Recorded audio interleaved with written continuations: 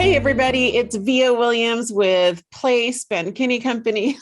So this is where I list all my entities. I'm going to stop doing that. You all know who I am. You all know who I am. But do you know Bryan Crawford? Because that's who we have today. I am so excited. I kind of tackled Bryan. True story. I met Bryan at, I didn't physically tackle Bryan, but I met him at an event that we were both at a couple of weeks ago.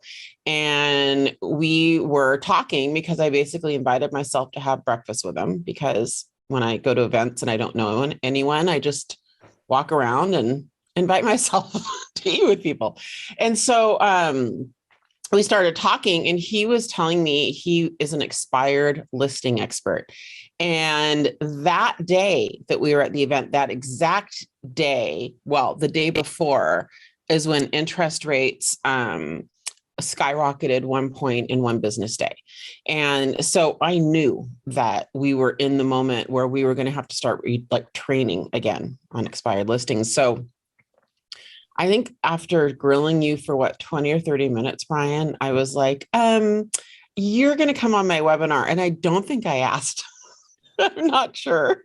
Well, I'm excited to be here. What do they say when they call into radio shows? Like long-time listener, first-time caller. That's kind of how I feel right now. I'm a little starstruck. So, oh well, that's very sweet of you. So let's tell everybody about you. You have a really cool business. You're in Farmington, New Mexico, which is a smaller market, right. And you've really taken a lot of market share. Your company is New Mexico Dream House. Did I get that right? Correct. Okay. Correct. There you go. So can you kind of walk us through how long you've been in real estate? Actually, Bryan, your story is so fascinating, and I don't want to take the whole time on your story. Would you be willing to share a little bit, though, about what led you into real estate? Because it's so interesting, and I bet you it'll resonate with someone. Yeah, absolutely. So I was a traveling salesman for a number of years in the oil and gas industry. So my specialty was automation of hazardous areas. So essentially what we would do is we'd come in and automate certain facilities in order to reduce human exposure to risk. So my territory was from North Dakota all the way down to Albuquerque, New Mexico. So I was covering, I think, 7 states at one time. So I spent a lot of that time on the phone because most of that stuff was spread out. And I don't know if you've ever been to Williston, North Dakota in the wintertime, but if you've ever been, no, not in the summer either, Bryan. Yeah. So it's cold in the summertime. It's unbearable in the wintertime. So that's where I learned how to get on the phone and sell over the phone, because my area was so spread out. So it was kind of out of necessity. Well, I've got 4 kids now. I had 2 at the time, and I was spending about 120 nights a year in a hotel. So I was working long days, long hours away from home. And my wife and I actually, in summary, my wife and I went to sell our very first home because we were going to build our dream house. Business was good, even though I was on the road all the time. And what happened is we interviewed the top 3 agents in our market, and we were woefully disappointed. One guy came in and literally sat on my couch and talked about himself for an hour straight, only pausing to answer phone calls. And then another guy just, That's about right. Yeah. Pretty typical. And, so. Not my viewers and my listeners, they don't do that. But. No, I should hope not.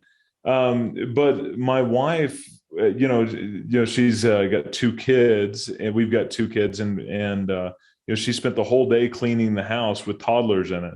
And, this guy didn't even look around the house, didn't compliment the house, nothing, just sat down and talked about himself. And so when he left, I was appalled at the lack of expertise from what I saw in some of the brokers that we had interviewed to sell our house. So it kind of got my wheels turning. Oil prices were dropping a little bit. Business was going down, but mostly I didn't have the life-work balance that I wanted. So fast forward a few months after that, our house did indeed expire. I listed a house with a broker who was relatively new in the business, who promised the world and delivered very little. So That's when I told I knew that there was a need in San Juan County for somebody who could bring professionalism and top-notch marketing into our area. So fast forward a few months, I'm on this really long trip. I flew into Minot, North Dakota on a Sunday afternoon. I was working all day, taking clients out to breakfast, lunch, dinner, making contacts, and then I would drive to the next town at night. So rolling into the hotel rooms at 1, 2 o'clock in the morning and working until, getting up at 5 to go to work again. And there was this one day, it was a Friday night, and usually I would just try to drive as far as I could on a Friday night and just get home, even if it was 1, 2, 3 o'clock in the morning. But I ended up staying in a hotel that night, and I overslept, and I got home at like noon on a Saturday, 2 o'clock on a Saturday. And of course, when you're out of the house that much, the toddlers, they don't understand. And they certainly don't understand why why you're coming into the house after being gone a week and bossing them around a little bit. So their behavior isn't great. So that Sunday night, I went to bed, and I was laying next to my wife, and I said, "Hey, I think I'm going to quit my job and go into real estate." And she kind of chuckled, and she goes, "You know what? You've got a great job." And the fact of the matter is that I did have a great job. I loved my job. It had a lot of perks. I had a vehicle allowance, had a country club membership, was taking clients golfing all the time. And had worked really hard to get where I was. But there was no life work balance. And so I'm in Casper, Wyoming 3 weeks later, and my phone rings. It's my wife, and I'm visiting with her, and she says, "Hey, this big heavy box just showed up. What is it?" And I said, "I don't know. Open it." And so she opens it, and she goes, "Oh, these are books." And I said, "Oh, those are my real estate books." And she goes, "Oh, you were serious?" I said, "Yeah, I was dead serious. Like, we need to do something else." And she goes, "Well, I guess it's time to come up with a plan." And so we were big Dave Ramsey people. We had a 15-year mortgage on our first house. We didn't have any debt. We spent the next 6 months basically, no alcohol, no eating out, no steaks. I mean, it was you kind of that beans and rice budget. We stuffed away 6 months worth of savings into the bank. And then we also sold our house. I actually closed on my house on a Friday, and bought a new house. We actually did a 30-year mortgage on the second house, took some of the equity out, put that in savings also, because we knew there were going to be some business expenses. And I went in the next Monday and quit my job. So wow. The rest is history, as they say. That was in November of 2016. Over the next 12 months, I sold 53 houses. And I think I grossed $312,000 in commission. And Bryan, how many of those were listings, and how many of those were expired listings that first year? Yeah, so I was actually pulling up those numbers. 33 of those were listings. And of those 33, 27 of those were expired listings. Okay, ladies and gentlemen, I don't want to ruin my mic because it's like a really good, expensive mic. By the way, I highly recommend Rode if you don't have a Rode mic. However, I was tempted to do a little mic drop just then, because that is a shocking A, amount of houses, B, amount of listings, C, amount of expired listings on his first year of real estate. Why do you this is why he's here. And then you went on, you want to kind of walk us through, kind of really quick, your business up until now?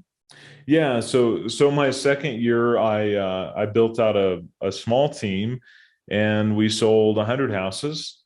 And by and large, those were a lot of for sale by owners, a lot of expired listings, continued to be a big part of my business. And then, by the tail end of my second full year in the business, we built a pretty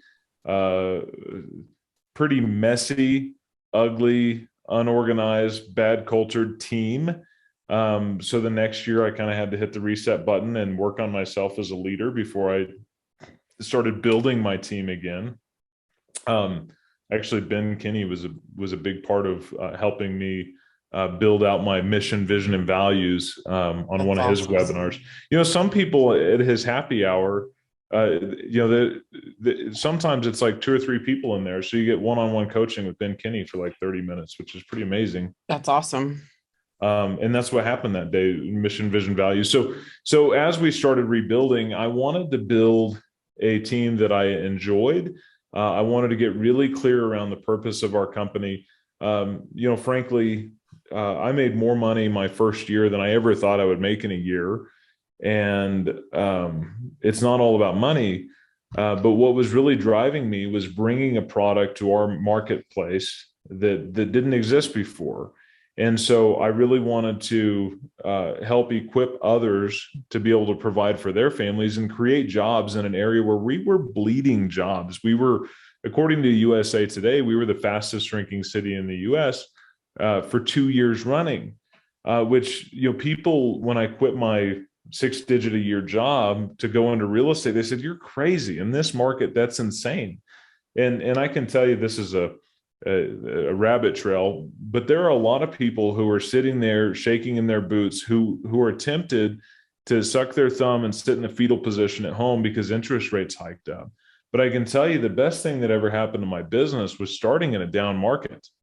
Expertise is overvalued in a down market, and it's undervalued in an up market. So anyway, all that being said, through some leadership and coaching and a lot of book reading, a lot of webinars, we've been rebuilding the team. So last year we closed 122 units, made some profit, which was good because we can talk revenue all day, but I sold 100 houses one year and made $40,000. So, that's, profit's a big deal. Yeah. And then this year so far, we've sold 70 year to date. So we're cranking. Yeah, you're cranking. And we're having a lot of fun doing it. Yeah. I just think it's such a compelling story. I think there's someone out there probably who, resonates with that, who needed to hear that. I got the longer version, the more detailed version. And I was just really impressed, really very, very impressed with the whole thing. And I think you've got an awesome wife. She's amazing. Yeah. She's absolutely incredible. Yeah. Not a surprise. Well, we're going to walk through, with all of that, there's so many things we could talk about. We're going to really focus on unexpired listings today and spend our next, 45 minutes or so drilling down on those based on kind of talking with you before. The way I look at this, and I think the way we'll break it down, Bryan, is kind of how you source the information. Number one. Number two, the call itself, setting the appointment. Number three, the appointment itself. What do you say? Do, whatever. Then number four is follow up, because you don't always get it, even if you get as far as the appointment.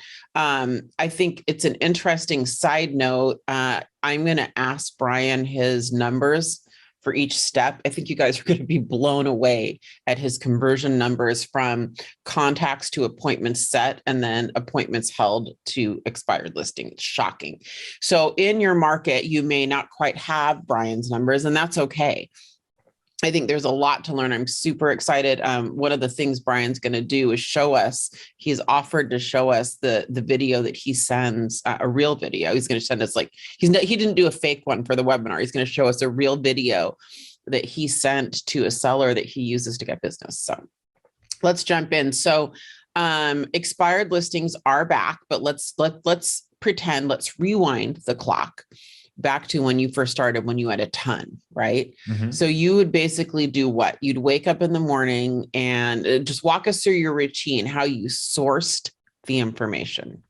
Yeah, in terms of sourcing the information, I think part of what's really important is just having routines and having rituals in the morning. So get to the office. I don't care what time it is, preferably early, and figure out what you're going to do that day. And some of it is just making it a habit where, the first thing you do is you jump onto the MLS and you look at the hot sheet and you look at your interest rates. You see how many houses are on the market.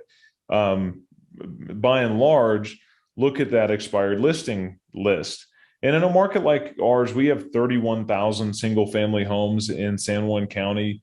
So big, not big population, but we've got 120,000 people in the area, but only 6% of our land is fee simple. So we don't have as many expireds popping up as you will in a larger market.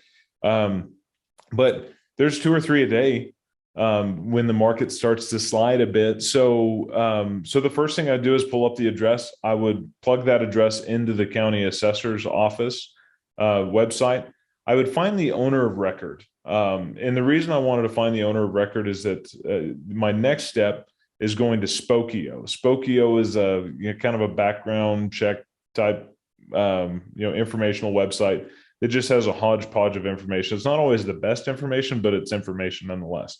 So I like to put the owner of record in there as opposed to just the address, because it'll show the occupants of that house if it's an absentee owner.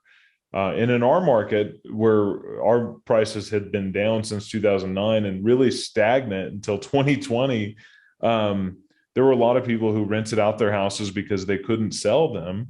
And so we had a lot of absentee owners. And I suppose that's probably going to happen in every market.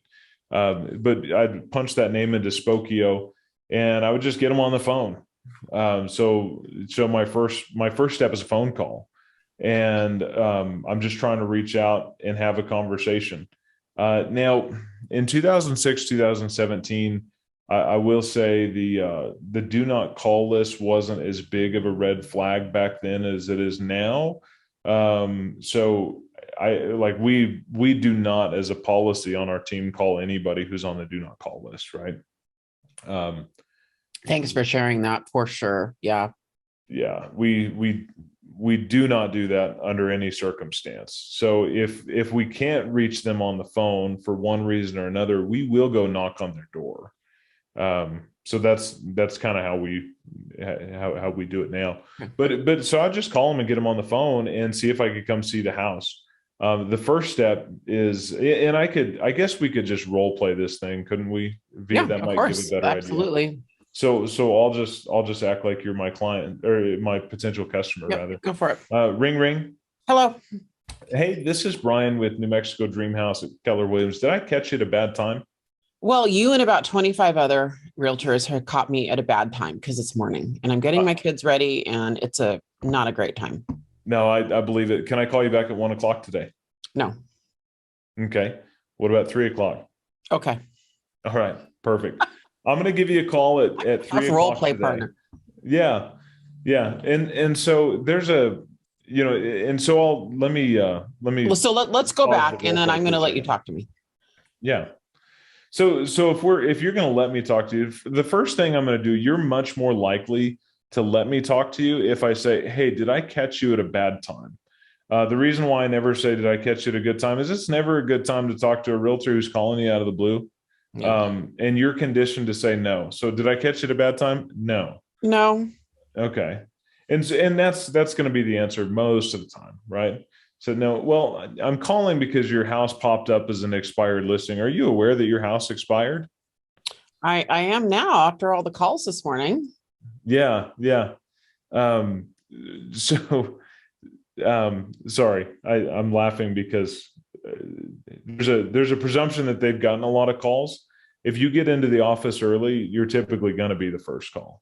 Oh, okay. So let's role play that. So, it expired. No, I mean, I guess I'm not sure I knew that. No, I don't think I knew that. Your broker didn't call you? No. When did it expire?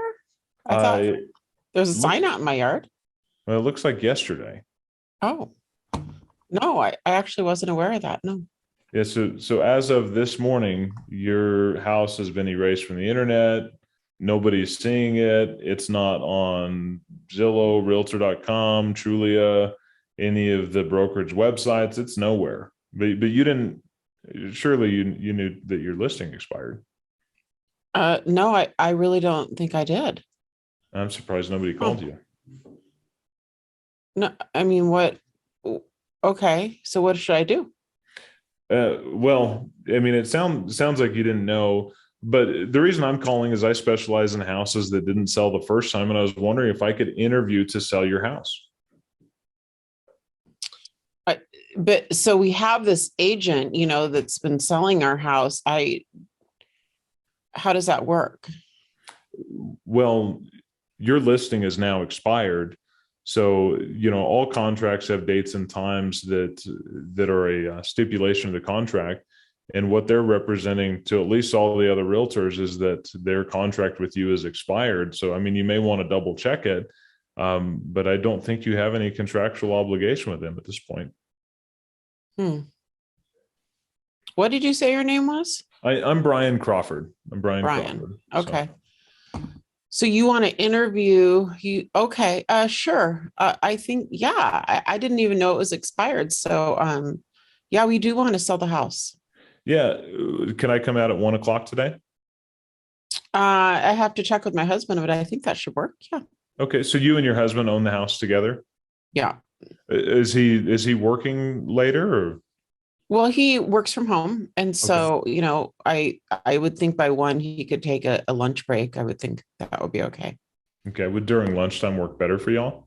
About noon? Well, one's okay because it'll be we can make a lunch break. Okay. Well, I'll plan on coming out at 1, and what I'd really like to show you is what I do differently to get houses sold. Okay. Should I call my agent?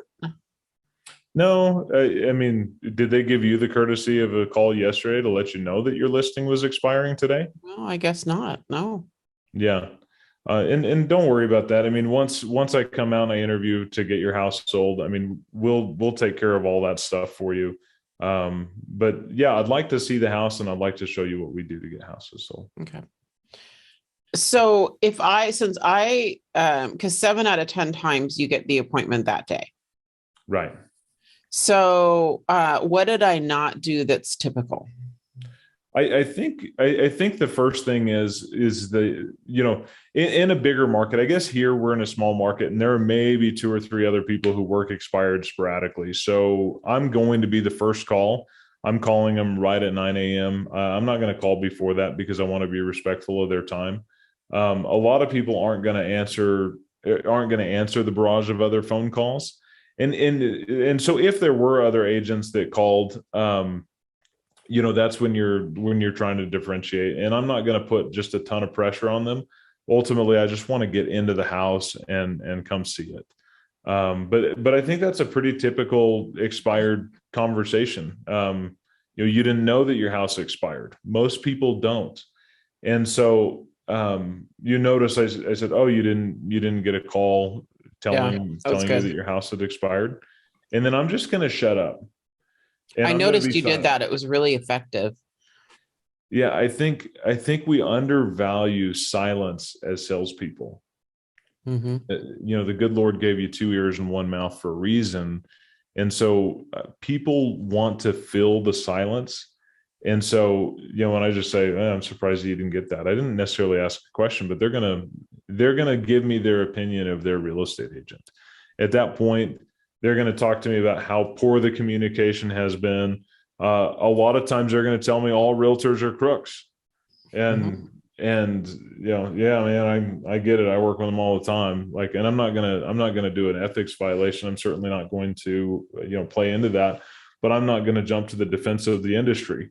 I'm going to identify the industry, throw them to the side, and I'm going to step forward and say, I'm different, because we are different and we bring better value. So I do want to get into the video. When you, would you still send me the video? Should I have said no? So in other words, would you still send me the video if I agreed to the appointment with you? Yeah. And actually, one of the things that I'm going to do is I'm going to say, all right, I'm going to come out at 1 today. One of the things that I'd like to do is I'd like to send you a brief overview of what I would have done differently, having listed your house. Will you have an opportunity to review that video before I come out at 1 o'clock today? Yeah, I'd love to see that. Yeah, I'm going to send you a link. Is this a good number for text messages? This 505, 719-1111 or whatever it is. And often they're going to tell me no or yes. If I have their cell phone number and I know it's a good cell phone number, I'm just going to keep that. And I'm going to say, hey, I'm going to need to email this video to you. what's a good email address for you? So I'm trying to fill in my database. I'm trying to fill in the gaps. If I got a phone number that works, I know it does because I reached out, they answered it.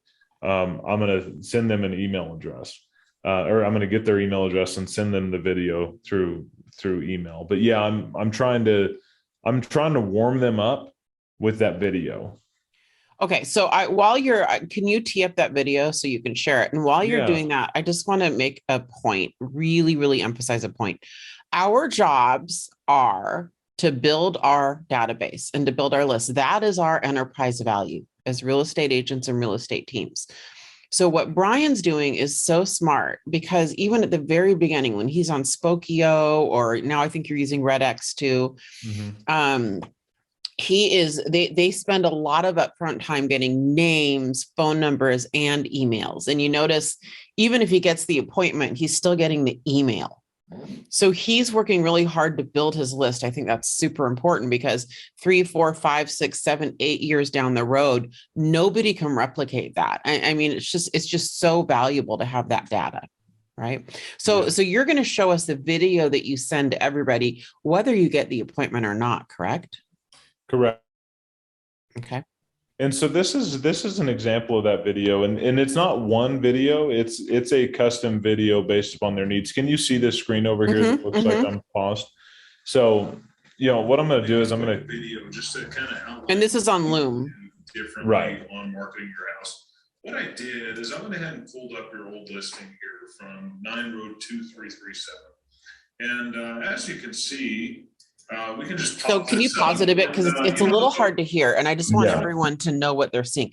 So this is a Loom video, and this is Bryan, and you can see Bryan, for those of you who are driving, there's like a circle of him talking in the bottom left-hand corner. Kind of reminds me of those YouTube videos my kids watch of the gamers, where you see the gamer little thumbnails, then you see that they're playing Minecraft or whatever it is they're playing. So he's doing that.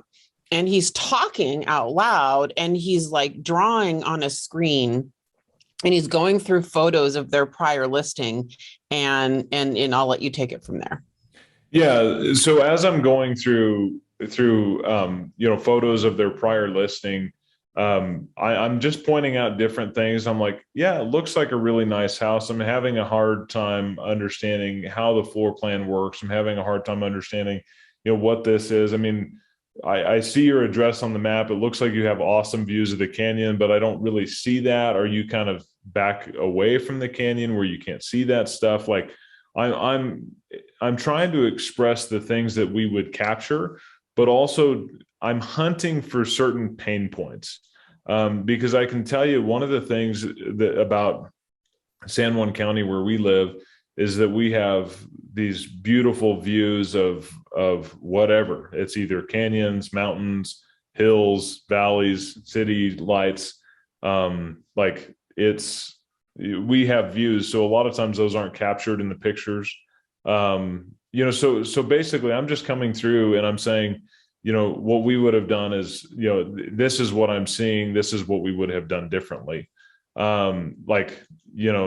Some of these pictures that you see, I'm like, well, I don't quite understand how big this kitchen is, because it looks like they're maybe standing in front of your dishwasher. So it looks like your kitchen is probably, 34% bigger than it is here, 40% bigger than it is here.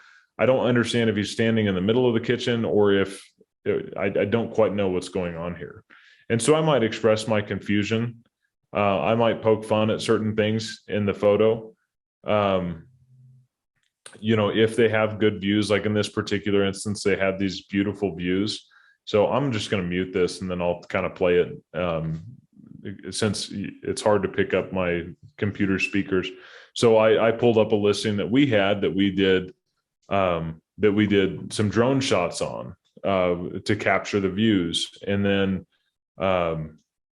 so I just go through, and on each particular instance, I'm showing them, not only are our photos better, but we're doing, 3D imaging as well. And so we'll do a floor plan of your house so that people can truly understand what your house looks like. They can measure for their furniture before they ever step foot in the house. So like each step of the way, I'm pushing. What I'm doing is I'm essentially I'm putting my finger in the wound of their house not selling, and I'm saying, your house didn't sell. I think it's because people are confused when they look at your house. They don't understand how pretty it is. They don't understand the floor plan, and they just don't get the house. And I'm putting my finger in that wound. And then I'm saying, even though you have all these pain points, I have the solution. I have better lighting. I can capture your views. My photographs are better. I have 3D imaging. I've got, the best social media, following in San Juan County. We sell more houses in San Juan County, but that's just a side effect of the quality that we represent. I specialize in selling houses that didn't sell the first time. In fact, I've sold 50 houses that didn't sell the first time, whatever that number is. Lean on it. So that's kind of what I'm doing through this video, is I'm showing them what I do differently. And then I get on my social media and I show them all the different fun, cutesy things that we do. And I show them the engagement numbers. There you go. There's a shameless plug for Brivity right there.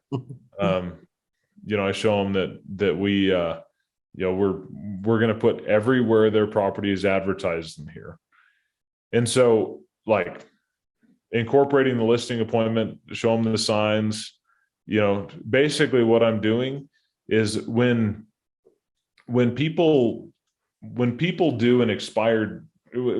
listing expires, they're hurt, they're offended, they're crushed, because them selling their house was the path to their goal, their dream, whatever that might be. And when lazy real estate professionals get in there and they do not do their job and they do not have the hard conversation with people, it crushes people's dreams. And so what I'm doing is I'm saying, this little video is a 12-minute, I'm here to keep your dreams alive.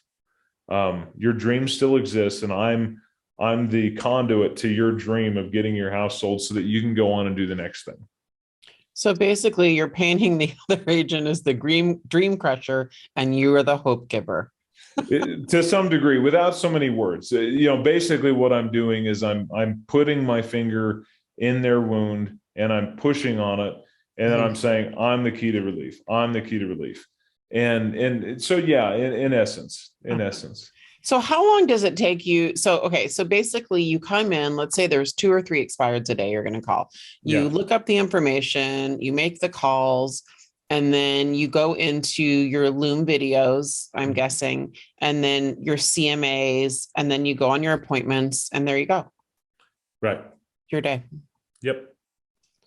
How long does the prep take you from sourcing the information through Loom video through doing the CMAs? Yeah. At this point, it's the biggest part is research. So the first thing I'm going to do is I'm going to go through all the expireds and try to get enough information to go off of. But the research maybe takes me, 15 minutes, 20 minutes. Now on a day where there's a lot, or in a week, where there's a lot, it might be an hour. But, if I sat here and told you that I would give you, $1,000 an hour for, data lookup, you're going to do that all day, every day. For sure. And you make a lot of money. No, just joking. What's the highest amount of Loom videos you've made in a day? 4 or 5. 4 or 5. Okay. Yeah. And that might take you an hour. Might take me an hour, but it's really easy. Like I could build one out right now. Like it would take me 2.5 minutes to put it together. So basically what I'm doing is they're all the same, right? I have one tab with my CRM on there. My database is a tool that I use to close people. I have another tab with the MLS open, and our pendings. And then I have another tab with our Matterport logo with our Matterport on there. I have a tab with Facebook and Instagram. And so as I'm building out all of those tabs, I keep those tabs open And I'm just dragging, when I start their Loom video, I'm just dragging their property up on the MLS. That's all I'm doing. Yeah. So it's the same thing over again. It's repetition in it. And I'm not saying the same exact thing every time, but it's always the same problem, right? The reason a house didn't sell the first time is location, condition, or price. And the reason they're upset with their real estate agent overall is communication and marketing, right? So location, condition, price, and exposure. Those are the four things that I'm really pushing on. And often when I'm on the phone, I might ask, hey, there's really four reasons. I've sold a lot of houses that didn't sell the first time. I've narrowed it down to four reasons. Price, location, condition, and exposure. What do you think the number one reason your house didn't sell was? And they might say something like, they might actually say price. They might say, well, my last agent kept saying it was the price. Okay, there might be some validity to that, in terms of, but I'm always trying to push back to that communication piece. And, when they were telling you this, is that what you were getting from, like, this is kind of my caveat to that, is if they say, my other agent was telling me that the price was too high, I'll say, okay, is that what you were hearing consistently in the buyer's showing feedback? And they'll say, that's when they go on a rant. Well, I didn't hear anything. I didn't hear anything. Yeah. Nobody told me nothing. They called me the first couple of weeks and that was it. They never talked to me again. Hold on. You're telling me, how many showings did you have? And sometimes you would be appalled at the number of showings they've had. They've had 20 showings, and really probably 10, but it feels like 20 because they're getting their house ready. They're taking the cat out of the house. They're taking the dog out of the house. They're getting their kids ready. Like, it's just a big thing, right? And so yeah, we had 20 showings. Oh, okay, but surely you have a good body of feedback to reach into and say, what were all the buyers saying about it? What were they saying about the condition? We don't know. How do you not know?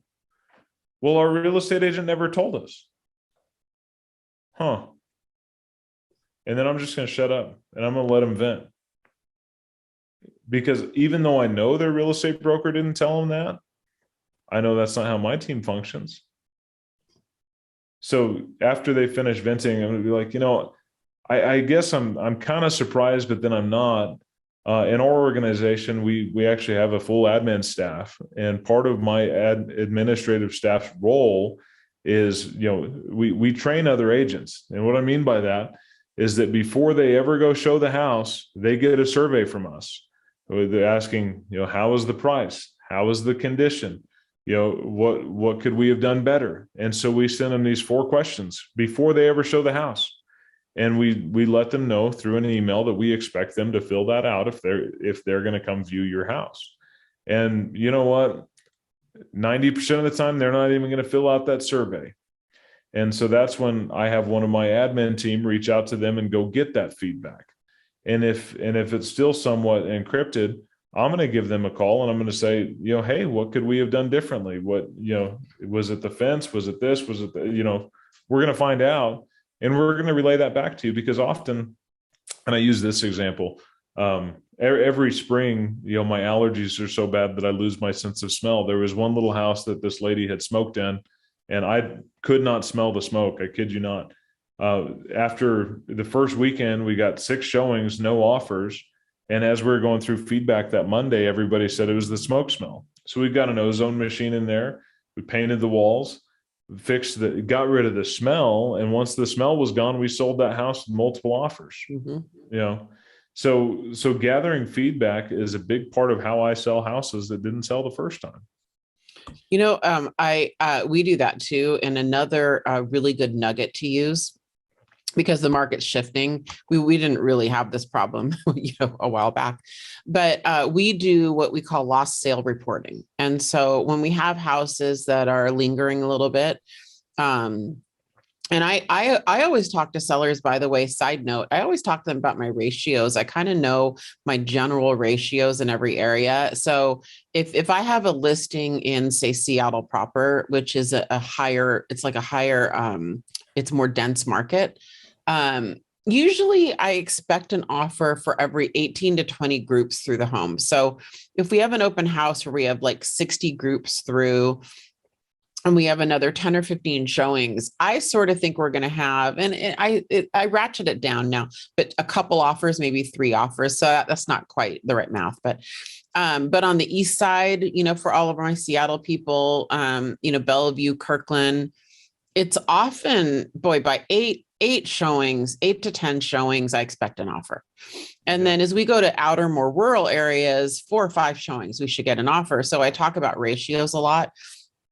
They're kind of ishes, but they're a general idea. Like, for instance, if you have 10 showings over, a month, that's a little different than having 10 showings your first week. You should have an offer by then, and most, not quite all markets necessarily. But anyway, we do lost sale tracking where we go back and ask the agents, hey, just out of curiosity, did they end up buying? You don't have to share the address. That's okay.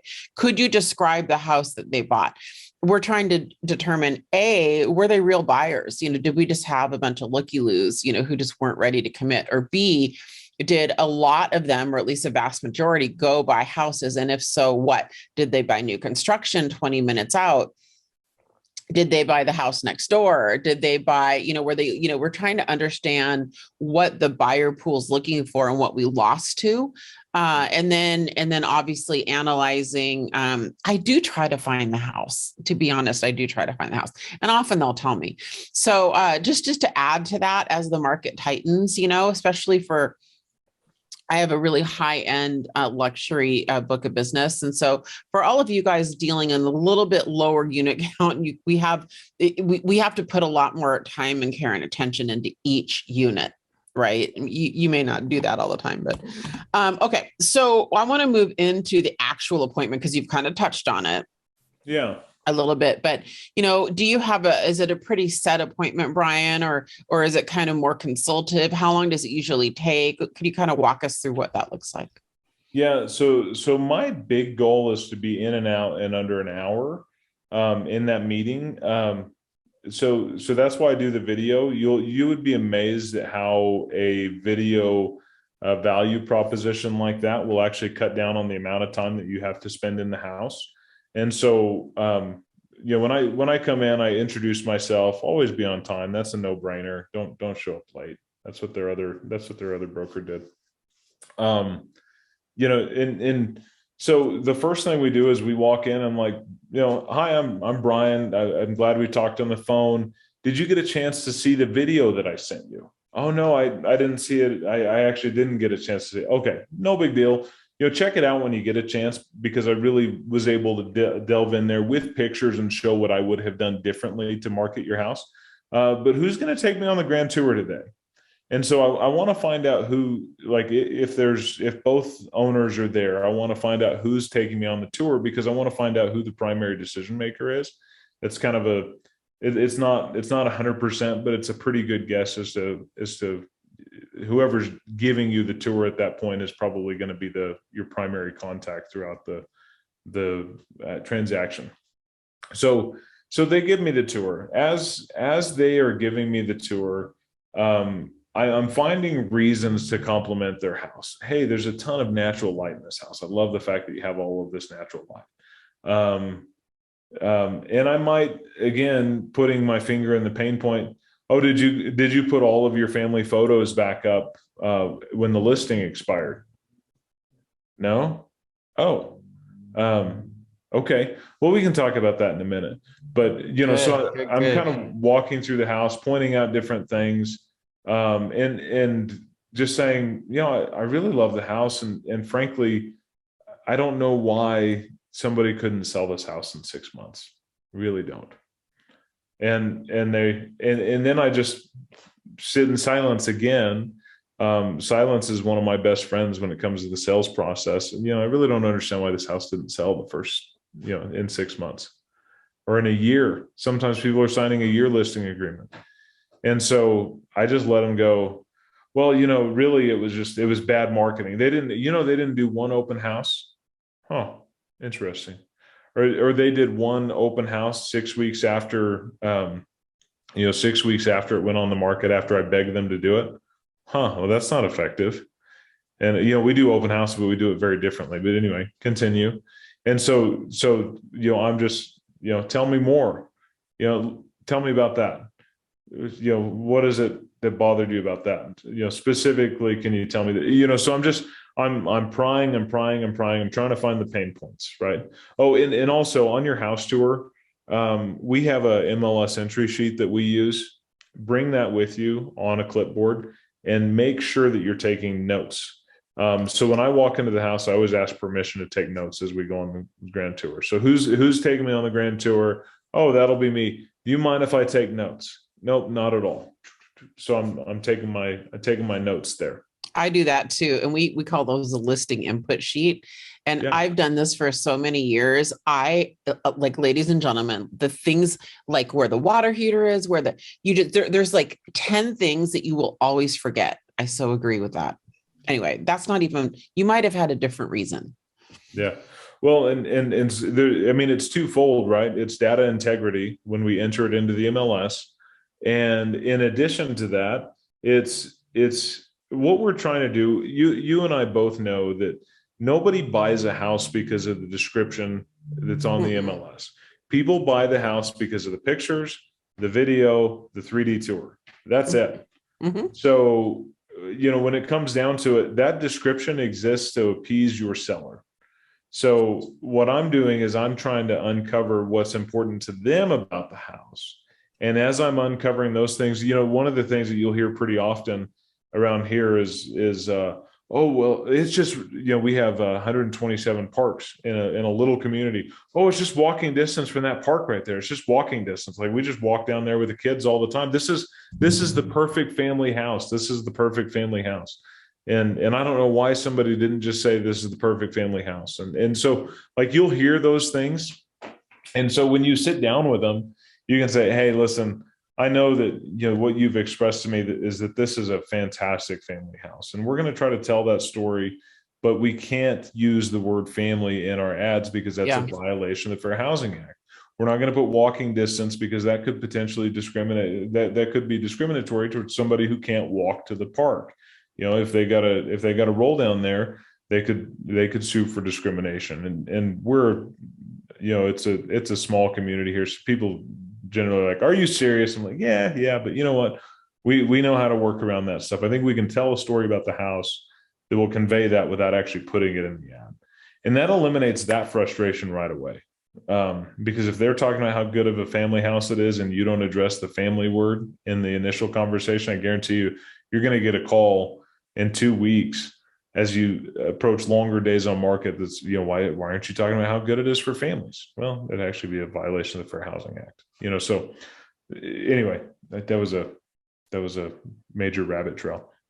But I'm walking through, and I'm trying to figure out, did they add refrigerated air? Here in New Mexico, we use swamp coolers.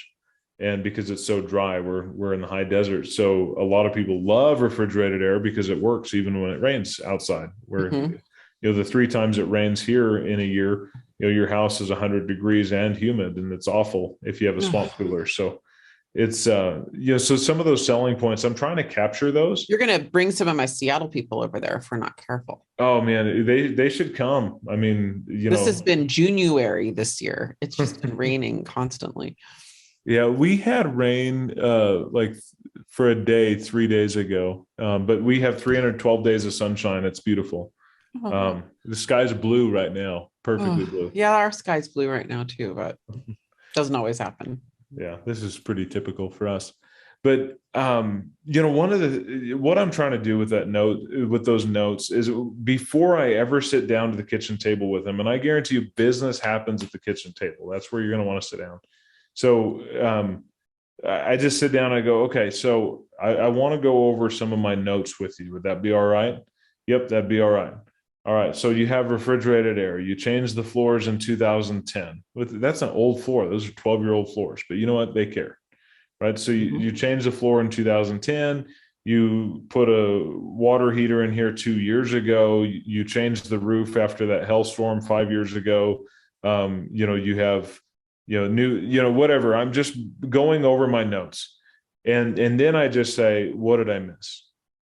And so already their interaction with me has been drastically different than anything they had with somebody else, because I genuinely care about their house. I took notes. Most people aren't going to take notes. That's what I realized. I interviewed 3 agents because I read a few internet articles back before I was an agent to sell my first house. So I interviewed 3. Not one of them took notes. So I take so many notes. That's amazing to me. I don't know how you guys remember. And I snap pictures to help me remember too. yeah. I always ask for permission. Yeah, ask permission for the photos, but then also explain, by the way, this doesn't go on the MLS. I would never capture your largest investment with my cell phone. No. We'll have our photographer come in later. And so those are the conversations that we're having, but I want to capture all of the things. And then when I'm asking them, what else did I miss? Then they'll say, oh, you know what? We actually put a new sprinkler system in a year ago, and such and so did it. And we did this, and we did that. And they're going to give you 5 more things. Mm-hmm. And so you mentioned it, you're like, okay, I think I have some pretty good notes, and I think I've got enough to do my job well. Is there anything else I'm missing after these last 5 things you mentioned? And so I'm going back over that, and that's where, during the walk through the house, I'm definitely trying to gauge the interests of my buyer. Like, hey, this house is really going to photograph well with those views. I know that our drone photographer is going to love, flying over that canyon and then whipping that thing around and doing a direct flyover of your house. It's going to be beautiful. When do you think you'd be ready for photos? When do you think you'd be ready for my drone guy to come out? When do you think, and so I'm kind of testing the water, and they're saying, well, we're just researching right now. We just went through all of this. And then you get to the kitchen table and you give them your value proposition. So I go through the listing presentation. One of the biggest mistakes that I've made is not sticking to the fundamentals on my listing presentation. The minute I go away from the fundamentals, my conversion rates go way down. Mm-hmm. So regardless, I don't care if they said, oh, we have been following you on Facebook, Instagram, we watch your YouTube channel, we do all the things. I don't care about all that stuff. Like, I don't care if they're telling me that. I'm going to tell them everything that I do to get a house sold. Because if you don't tell them, you don't tell them, they don't understand what your value is. You're just like everybody else. So I sit down, I talk to them about that. And I said, next steps are, we're still using the Brivity listing presentation, but, next steps is, choosing a price, choosing a start date, and then our marketing takes over, and so I'm bringing that listing agreement to the table with me, and I'm signing them right there, 80% of the time. Now, if it expires late in the season, they want to get through the holidays without it being listed, I'm still going to try to sign that listing agreement or get some kind of commitment. Oh, for sure. Yeah. Or get an adverse material fact sheet in front of them, your disclosures. I'm trying to get something in front of them. Mm-hmm, mm-hmm. So I just want to reiterate. So he gets a 7 out of 10 contact to appointment set ratio. Yeah. And then he has approximately a 70%, I'm hearing a 70% appointment to listing taken ratio. Mm-hmm. Yeah. Now, that's stunning. And I also want everyone to hear that that's why we have the best of the best on these webinars. That may be higher than you get. Those are extraordinary numbers. By the way, you can get those numbers. I'm not saying you can't. I'm also saying don't get discouraged if those aren't your numbers. I know here in Seattle, you're going to get 20, 25 calls. If you're, and it could be more now, I don't know. But last time I tried to call expireds, it was I don't even know what year, maybe it was probably right around 2015, 2016, Bryan, right around when you started. And it was back then, it was 20 to 30 calls, depending. You said something interesting to me, actually. How many people call them on the first day? I mean, you're gonna be competing with everybody on the first day, especially in your larger market. Like here it's probably 3 or 4 people will call them the first day. But yeah, okay. And then how many call the second day? Yeah, less than half of those. But I guarantee you, nobody's calling a week out. Nobody's calling a week out. You know what else nobody's doing? Nobody's going by and knocking on the front door. No. And I think, we've really, we kind of had to reinvent our business a little bit with the reach of the do not call list now. I think door knocking is the next frontier for us. Yeah. But also adding friends on Facebook and saying, hey, I noticed we had a mutual friend. I'm hesitant to do a lot of that simply because, everybody who signs up for a multi-level marketing scam, they are multi-business, ends up doing that exact same thing. They friend to their friends, and but what I might do is I might ask for a warm introduction also. Mm-hmm. So if I look on there and I've got mutual friends, I'll call those mutual friends, especially if they're past clients who've had an expired listing, and I'll say, hey, I noticed that Joe and Sally down the road, their listing expired. Would you mind making an introduction? Well, I told them 6 months ago when they listed with that bonehead that they needed to call you, and so that's a lot of the conversation. And then so the second time they're not going to make that same mistake. Okay. So I love that because that's my secret. I put a lot of pressure on the third party introduction. I do that in my networking and sales and everything. Especially this works. The higher your price point gets, the more that works, because it's like an it's NLP, it's third party endorsement, right? Mm-hmm. Really, really important. So we have a few minutes left. We talked about sourcing the information, right? We talked about the call. We talked about the appointment itself and what your listing presentation looks like, what your walkthrough looks like. The fourth one is sort of, your drips and your database and what happens. You still, if you don't, you still have 3 out of 10 that you're not getting, right? Right. Furthermore, those 7 out of 10 turn into, clients. So can you briefly talk about what that looks like? Let's talk about the ones you don't get an appointment with, but you have their email address because you sent them your Loom video. Yeah. What might that follow-up look like, Bryan? Market updates and listing updates. Okay. But then also usually if I'm not converting them, a lot of times they're listing back with the same agent for some reason, or they've already got, or they already had an extension in place when the listing expired, which is possible.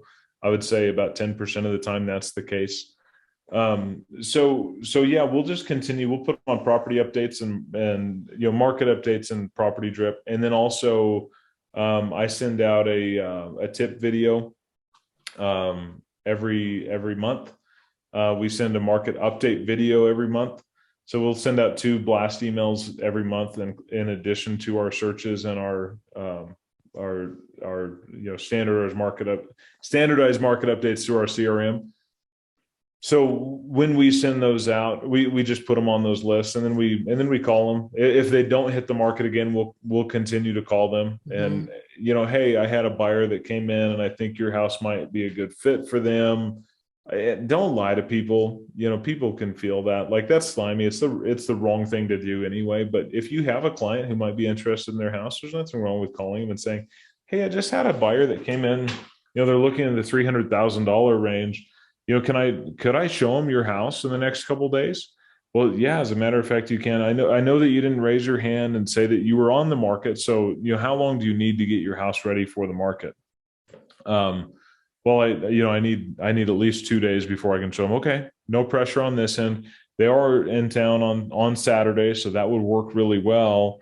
Can I come by and get a key from you, and you can show me the house, so that I'll have a pretty good idea when I walk through the house of what we're looking at?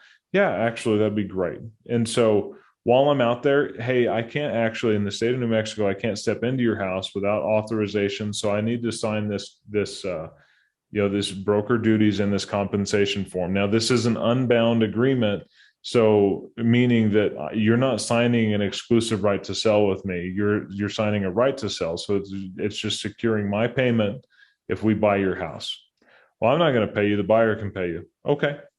Like, I'm not going to push on that, because if we've got buyers who we're bringing unique value to, who we've got a compensation agreement in place, we might push on the seller a little bit, but I'm going to typically, what we're going to do is if the seller won't pay me, we're going to get compensated by the buyer, right? But we're going to tell the For seller sure. when You just bake in the price, right, when we send them an offer, we're just telling the buyer, I'm gonna make an offer for 3% less because they're not paying for a real estate agent. In fact, a lot of times I'm going to make it, whatever percent. Sorry, I shouldn't mention a percentage, but whatever percent less, because they're bringing a buyer. But since they're not paying a listing broker either, we're going to bake in that much more also, and we're going to drop that in. Yeah. So those are a few creative ways building that relationship. And coming back to what you said earlier on that warm introduction via, I think it's incredibly important to, I think it's in the Millionaire Real Estate Agent book, to treat the referrer better than the referee. So if you have somebody give you a warm introduction and you're not sending them flowers and something, I mean, we send them a Cutco knife, and we have an account with a local florist. We'll send them flowers at work with a Cutco knife, and we want them to have reasons to send us. And those are sent, ladies and gentlemen, they're sent upon the referral itself. They're rewarding the action, not the result. So you don't wait till you get it or not get it, right? You send the thank you immediately upon the action. Really important to reward that action. Bryan, our time is up, my friend. I could go on. Yeah. Very, very good. I think, do you guys want him back? Put it in chat or put it on Facebook if you want Bryan back. I think you do. Because, I think we could really, really deep dive and really spend more time on the video. We can get the audio working. We can kind of walk through how people do that. We can get more in the weeds on role playing and, some objection handling. So I would love to have you back if you're willing, and we'll do like an expired listing 2.0, because by then you'll have kind of reinitiated probably in this new market too. Yeah, I really think that within the next week or two, I think we're going to see the expired listings hit.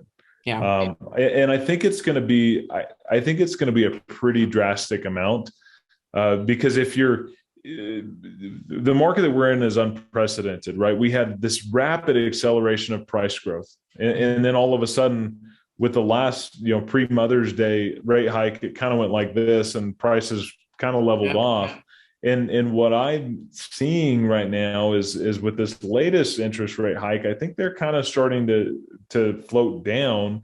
So traditional real estate pricing is you price ahead of the market. So if the market's coming up like this, you can price here, and that market will come up to you. Yeah. So what we're going to see is all these people who were priced here when the market did this, they're expiring. Yeah, that's right. So, I mean, there's a lot of free money that is about to exchange hands in the real estate business. And I think we're going to be a recipient of some of that free money. So I think you're right. Well, Bryan Crawford, New Mexico, you are Keller Williams, New Mexico Dream House is your company name, right? Yeah. Cool. You can check out our website, newmexicodreamhouse.com or nmdreamhouse.com, either way. There you go. Farmington, New Mexico. And thank you, my friend. Very, very informative today. I learned a lot, and we will see you hopefully next month. I think that a part 2 would be good next month. So we'll make that happen. All right, everybody. Thanks. We'll see you next Wednesday at noon Pacific always.